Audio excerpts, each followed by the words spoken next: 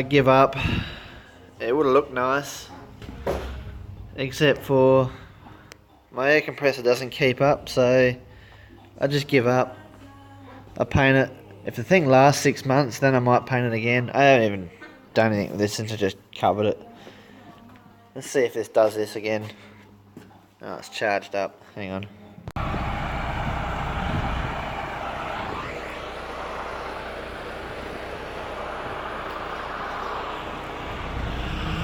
I guess we say goodbye to this after harvest. Get a 7290.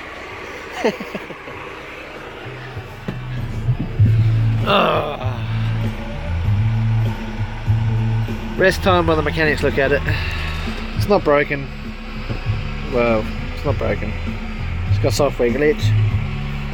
I'm not sure if this is the first in the country or the first in their district. First in South Australia with the automation. So I think it's the first in the district with well, first in the state with automation. But I can't remember though. Because the neighbours doesn't have automation. This is just that size without the automation. So yeah, chief harvester operator standing there talking to the mechanic about the automation. Unreal.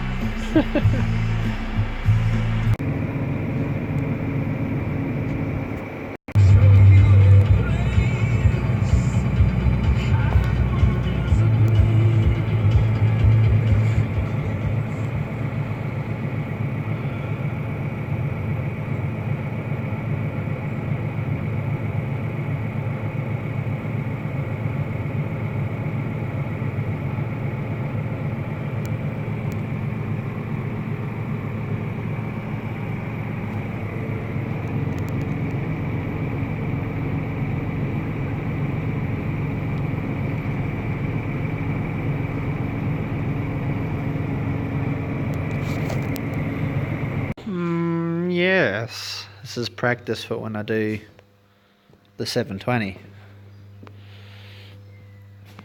This is just the old nav.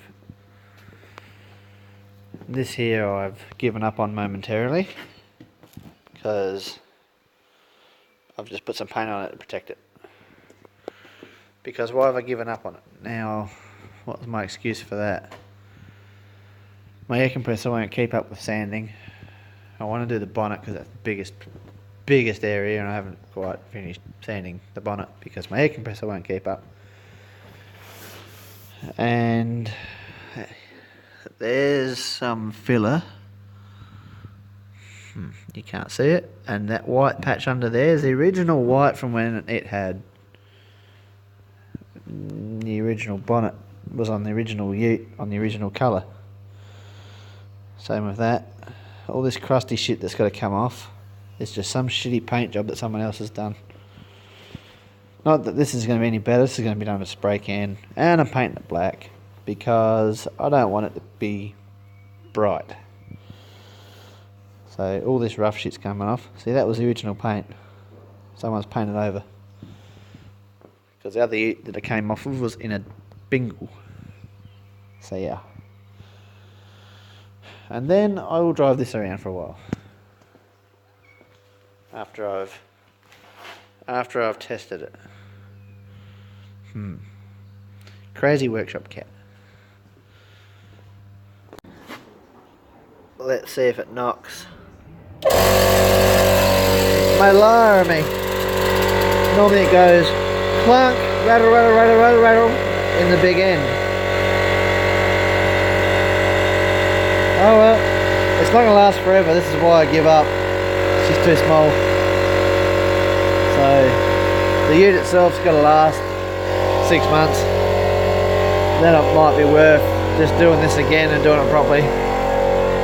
But I probably won't. Farm ute. It is what it is. Alright, it's done. This side's wet. And then you go out here and we've done bench tops on both sides. The other side's dry enough that I could turn it over. So I was just looking, because I've spoken to a rally driver a while ago, and he said they used a 2.4 litre bottom end with an L20 head. And I've always wanted to make I guess you'd call it an LZ or a ZL24. Anywho, so I already knew that, look, the Z is basically an L series engine. So all the holes line up, all the important holes. My qualm was always in the front cover. You know, like it looks like I'm using my bench for the first time. If you can line up the holes, which it ain't square. Square it up, dickhead. Square it up.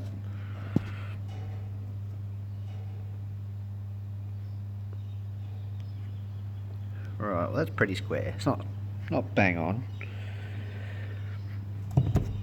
This corner's going to be the issue, but it's not quite square.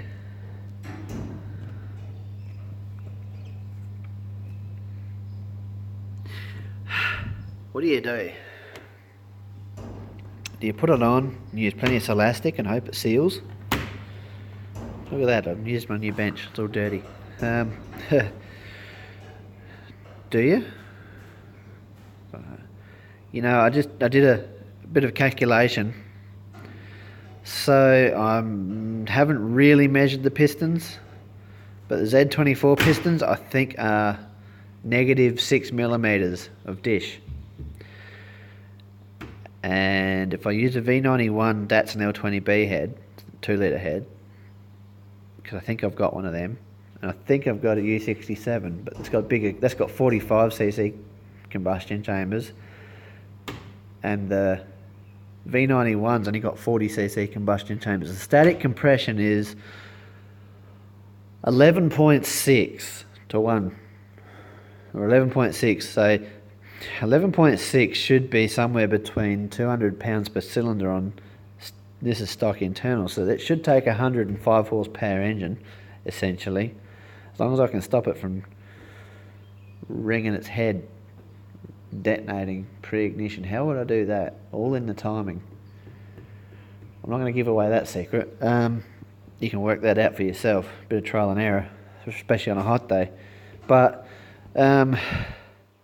in a nutshell, it should be 200 and something pound a cylinder, and it should probably take it to, I don't know, 150 horsepower or more. Whack some side drafts on there, which I've got. I wonder. Geez, that'll make the old Navara go. I've got a spare block, which I could probably get away with honing and putting rings in that block. Bottom end's good, I think. Maybe. Bottom end I know is fine, but barrels and pistons I'm a bit worried about. I don't want to spend any money. I don't want to spend any money. Gaskets I've got. Gaskets I got oodles. And what I don't have I can make.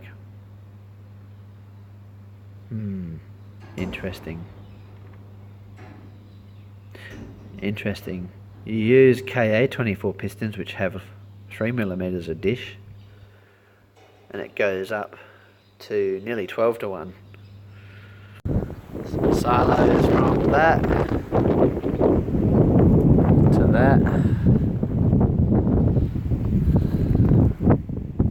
So it's the sort of stuff that I'm doing at the moment.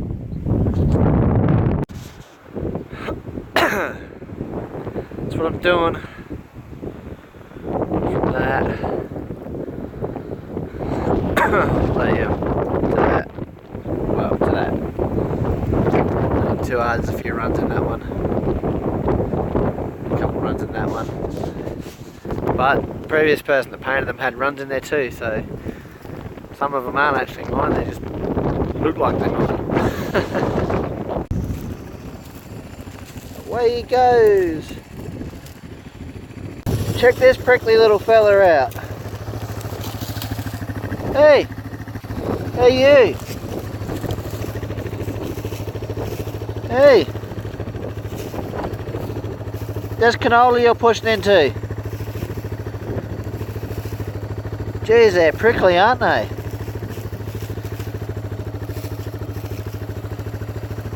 You wouldn't want to bloody step on that with a bare foot. Now, come on, little fella. Look at the claws on it.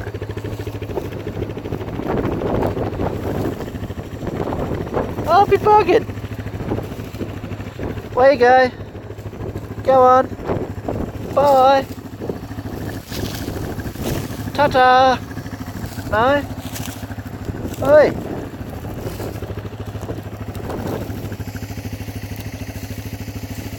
Where you go?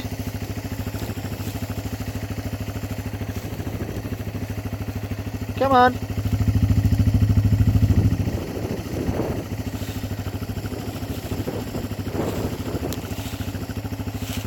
You're gonna have a hard time going through the canola stubble. Yeah. Alright. Be good. Well,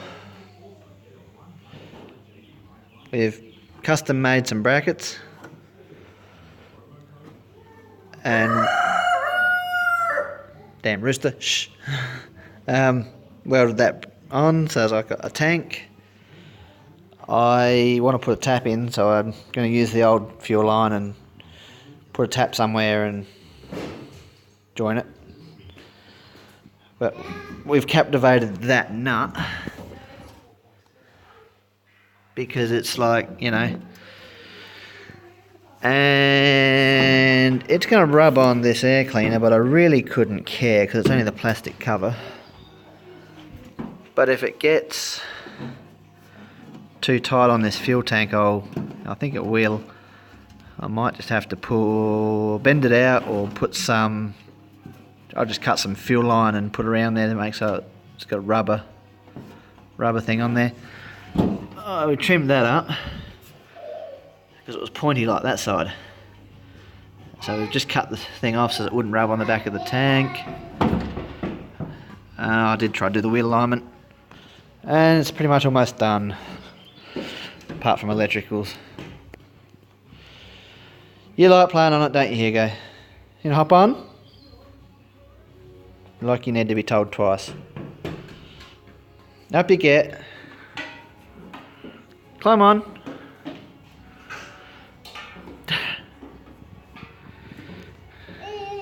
Yeah, climb on.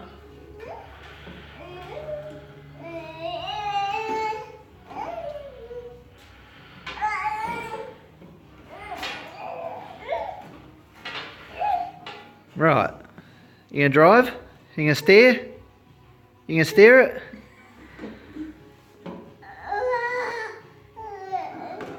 Alright. I think the John Deere just lost horsepower. I plugged Shane's pie warmer in, and my fridge is plugged in as well, so let's go draw some power. What was I going to say about that? I don't know, I thought that was pretty funny. That gets hot pretty bloody quick. I put my fingers on the bottom and I'm like, wow, like internally, and yeah. So anyway, I've got a pie heating up, and cold Coke in there, and cold water in there, and other trinkets. So yeah, it is what it is. Speed's come back. Come on, up you get. There we go. Alrighty. I don't know what else to do, or what else to comment on. I did have something there, but I've forgotten it. Guts are still feeling a bit weird. Jeez, I've been crook lately. Anyway, yeah. Out for now. Back at it again. Just decided I'm going to fill up, so I'll back the old girl in here, nice and close, so I can throw everything up. Oh wait, it's all on the wrong side. So I still got to carry it around. Anyway, I'm getting to it. Canola.